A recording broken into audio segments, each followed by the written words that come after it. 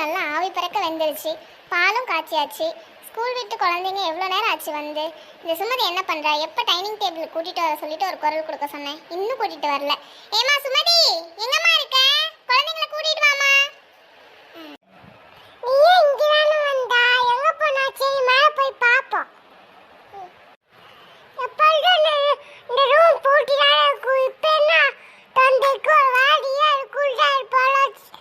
நான் வந்துட்டேன்.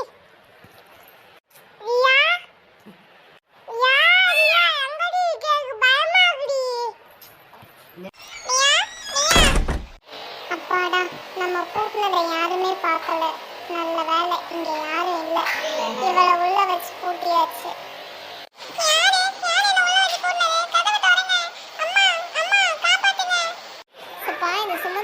எவ்வளோ நேரம் ஆகுது, இன்னும் ஆளை காணும். சரி, ரெண்டையும் எடுத்துகிட்டு போய் நம்மளே அங்கே டைனிங் டேபிளில் வைப்போம். வர வர நம்ம பேச்சை யாரும் இங்கே கேட்குறதே கிடையாது. என்னது இது, இங்கேயும் ஆளை காணும். இதுங்க எங்கே தான் போச்சு? ரியா குட்டி, டிவி பார்க்குறீங்களா? நல்லா இருக்கா அம்மா தலை கோதுறது?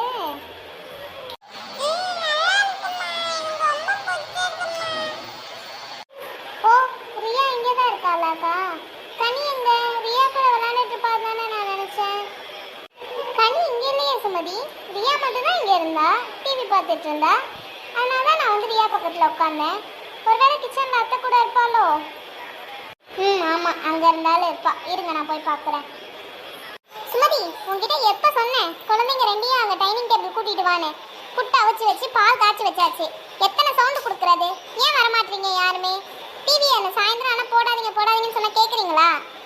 டிவி முன்னாடியே உட்காந்துக்காங்க. சரிங்க அத்தை, கோவப்படாதீங்க. ரியா டிவி பார்க்கணும்னு ஆசைப்பட்டிருப்பா, அதான் அக்கா இங்கே வச்சுருக்காங்க. கனி போட்டு சாப்பிட்டாளா அத்தை? ஏமா, ரெண்டு பேருமே அங்கே இல்லைன்னு சொல்கிறேன். நீ என்ன கனி எங்கே இருக்காளான்னு என்கிட்ட கேட்குற? கனியை நீ தானம்மா கூட்டிகிட்டு உள்ளே போனேன். அதுக்கப்புறம் நான் அவளை பார்க்கவே இல்லையே. சரி அத்தை, கோவப்படாதீங்க. இங்கே தான் எங்கேயாவது விளையாண்டுட்டு இருப்பா. இருங்க, நான் கூப்பிட்டு பார்க்குறேன்.